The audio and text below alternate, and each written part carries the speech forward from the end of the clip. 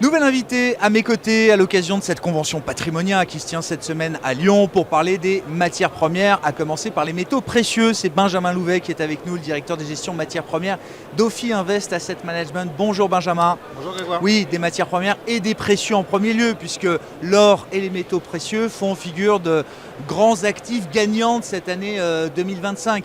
Qu'est-ce que vous retenez de ce parcours spectaculaire déjà réalisé par l'Once d'Or, notamment depuis le début de l'année, Benjamin? Déjà, je retiens une chose, c'est que je passe un très bon Patrimonia parce que je ne vois que des clients heureux et ça fait plaisir. Et sur les visages de tous vos Exactement. clients.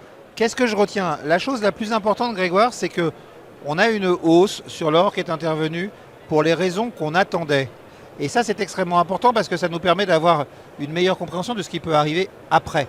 Et là, aujourd'hui, on a une hausse qui est venue de quoi? Qui est venue du fait que les Chinois, notamment, et les Asiatiques d'une façon plus générale, aient remis en cause le rôle de valeur refuge du dollar et se soient réfugiés beaucoup plus sur l'or que sur le billet vert, comme ça a pu être le cas par le passé. Donc maintenant, L'or devient un actif de réserve Voilà. pour des banques centrales je dirais le seul. émergentes. Non, je parle pour la population. La population chinoise. On a Le également après. retail chinois a acheté de l'or. Voilà, à côté de ça, on a effectivement les banques centrales qui sont des acteurs aujourd'hui majeurs. Et là, on sait, parce que tous les ans, elles sont interrogées lors d'un sondage, qu'elles veulent continuer à acheter de l'or massivement. La Chine est très active.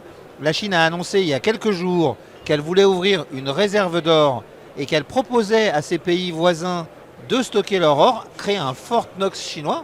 C'est quand même pas rien, hein. Et le gouvernement chinois a également mis en place, il y a quelques mois, l'autorisation pour les compagnies d'assurance d'investir une partie de leurs fonds propres Ouais. dans l'or et a annoncé il y a quelques jours une baisse des limites à l'importation sur l'or. Donc il y a une vraie volonté.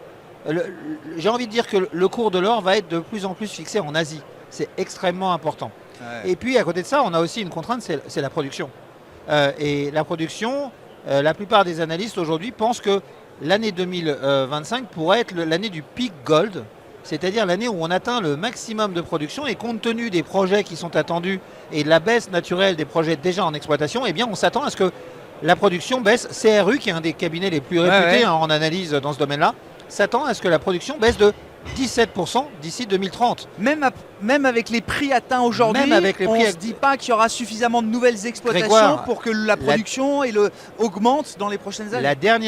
Les derniers gros gisements découverts ont été découverts au milieu des années 90. Ouais. Et même si aujourd'hui on décidait d'en mettre en production qui n'ont pas encore été mis en production, il faut 15 ans, 20 ans pour ouvrir une mine d'or. Donc à horizon 2030, vous comprenez bien qu'on n'arrivera pas à travailler avec ça. Et la déplétion des autres mines fait que même si on met en place de nouvelles mines, on sait que probablement 2025 sera le peak gold. Donc ça, c'est extrêmement important. Donc à court terme, on a tous ces éléments-là. Et puis on a surtout un élément majeur qui nous fait rester très optimiste pour la suite, c'est le problème de la dette, qui devient un problème qui était pour l'instant un peu occulté, mais avec des intérêts de la dette qui deviennent de plus en plus importants. Cette année, on va dépasser les 1000 milliards de dollars d'intérêts sur la dette américaine. C'est plus que le budget de la défense, plus que le budget de l'éducation. Et donc, on sait que les taux d'intérêt vont devoir rester bas. Et on sait que à un moment, il risque d'y avoir une perte de confiance. Il y a aussi une perte de confiance sur l'indépendance de la Réserve fédérale américaine. Donc, sur une possibilité de taux qui baisse beaucoup. Tout ça, ce sont des facteurs de soutien à l'or. Et donc, ça nous aide à penser que peut-être que le mouvement qu'on a connu aujourd'hui, même s'il est très prononcé, n'est peut-être. Mais ça fini. valide votre thèse, c'est pas à vous que je la prendrai, Benjamin. Mais l'or n'est plus seulement perçu comme un actif de couverture, c'est un vrai thème d'investissement aujourd'hui. C'est un vrai thème d'investissement et ça risque de le devenir de plus en plus. Je vais vous donner un seul exemple, Grégoire. Hier, le directeur des investissements de Morgan Stanley, une petite banque américaine, a publié un papier dans lequel il explique que, compte tenu de l'évolution de la situation et du fait qu'il y a une recorrélation des actifs actions et obligataires, le portefeuille modèle habituel, 60% actions, 40% obligations, est derrière nous. Et il dit, le nouveau portefeuille cible, c'est 60% actions, 20% obligations et 20% or. Ah ouais. Et là, je dois C'est plus avouer les que 5% qu'on recommande traditionnellement pour dormir c'est tranquillement. ça. Et sachant qu'aujourd'hui, Ouais. on estime que dans la partie gestion de fortune, dans la partie gestion des actifs privés, Ouais. l'or représente à peu près 1% des allocations. Donc on a encore beaucoup de place pour voir l'or continuer à progresser dans les mois et dans les années qui viennent. Comment on met un prix sur le potentiel encore restant de l'or, Benjamin? Nous, on a arrêté de mettre un prix. Ouais, Ce que je peux d'accord. vous dire, c'est quand ça s'arrêtera. Et là, je prends un gros pari en disant ça parce que ça peut paraître un peu aberrant, mais pour moi, le vrai problème fondamental, c'est le problème de la dette.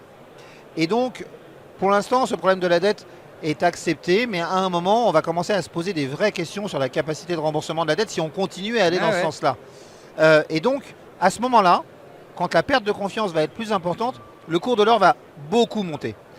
Mais au moment où on va régler le problème de la dette, soit par une restructuration de dette, ou appelons-la autrement, je ne sais pas, mais ou par des taux d'intérêt négatifs ou autres, eh bien à ce moment-là, il faudra vendre son or et il faudra oublier l'or pour 25 ans. Ouais, c'est voilà. Ça.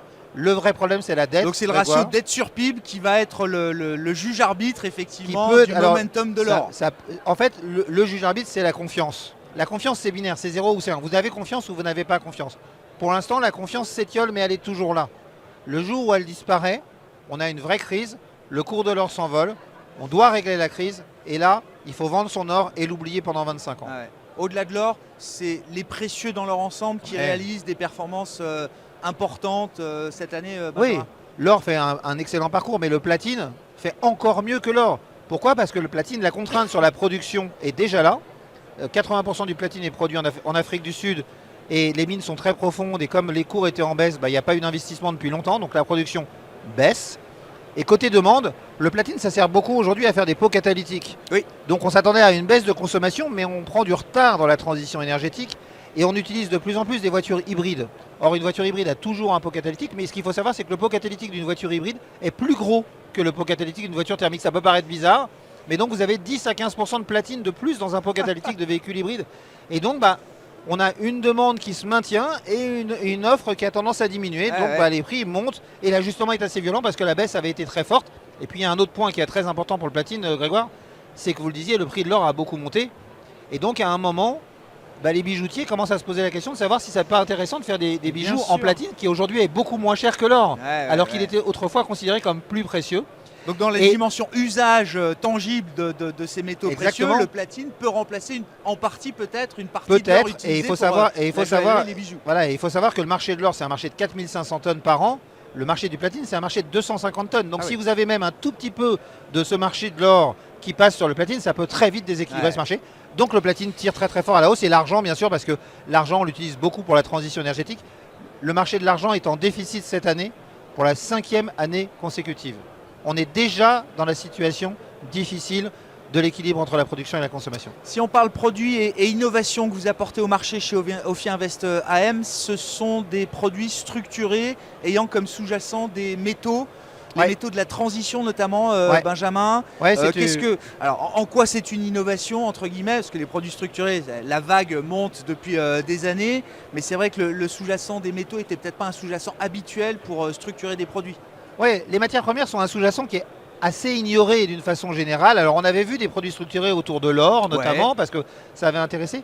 Mais nous on a trouvé ça pertinent d'aller proposer un produit structuré sur un panier plus large de métaux, notamment les métaux qui vont être nécessaires pour la transition énergétique parce que c'est des métaux qui ont un gros potentiel, mais en même temps, même si la thèse d'investissement est relativement claire, ça bouge beaucoup.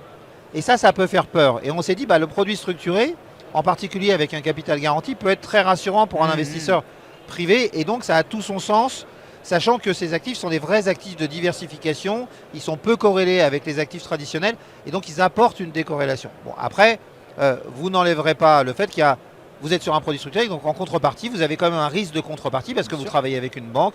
Il faut quand même mentionner, ce n'est pas le produit magique, mais vous avez le moyen comme ça de vous rassurer sur la volatilité, de mieux vivre cette volatilité, tout en ayant un potentiel de participer à cette évolution des cours si elle devait se produire à un horizon 3, 4, 5 ans. Voilà, donc c'est une solution qui est bien pour les investisseurs privés. Et puis c'est aussi très bien pour les investisseurs institutionnels parce que les investisseurs institutionnels ont un autre problème, c'est que quand ils investissent dans des produits, ils doivent mettre du capital en face de ce produit. Bien sûr. Voilà. En mettant une garantie en capital, en mettant tout un système de produits structurés, une structuration, vous permettez de réduire ce besoin en capital parce que la garantie permet notamment de s'assurer qu'on va perdre moins d'argent. Et donc tout ça aide énormément et permet aux institutionnels de commencer à considérer cette gamme de produits. Nous, on trouve que ça apporte vraiment quelque chose en termes de diversification. Et donc c'est pour ça qu'aujourd'hui, on a décidé de se lancer dans cette aventure. Concrètement, quand vous dites les métaux de la transition, donc il y a le cuivre, Oui, Quels bien autres sûr. types de métaux on va retrouver justement dans ces Le produits cuivre, c'est le structurés? couteau suisse de la transition énergétique, Ouais. on en a besoin. Après, vous avez l'aluminium, sachant que l'aluminium est aussi, là aussi un métal comme les terres rares dont on parle beaucoup, très dépendant de la Chine. La Chine fait 60% de la production mondiale et a décidé de caper sa production pour des raisons de consommation électrique et de pollution. Vous avez l'argent, qui est nécessaire dans toutes les technologies bas carbone, enfin essentiellement les panneaux solaires et les voitures électriques. Vous avez le nickel. Vous avez pour les batteries éviter l'oxydation de l'acier également. Vous avez le zinc, Ouais, ouais. là aussi. Enfin là, il y a tout un panier. On a 9 métaux dans ce panier. On a rajouté de l'or parce que l'or a un côté rassurant et stabilisant dans le panier. Donc voilà, on a tout un panier qui sert de sous-jacent et qui permet d'essayer de proposer une offre intéressante, diversifiante, avec un risque maîtrisé grâce à la mise en place de garanties en capital. Même si ça ne protège pas de tout, encore une fois, ce n'est pas un produit magique. Chacun trouvera la bonne manière de s'exposer à ce marché des commodités et des matières premières. Merci beaucoup Benjamin. Merci, Benjamin Grégoire. Louvet, le directeur des gestions matières premières d'Ophi Invest AM avec nous à Lyon depuis cette convention patrimoniale.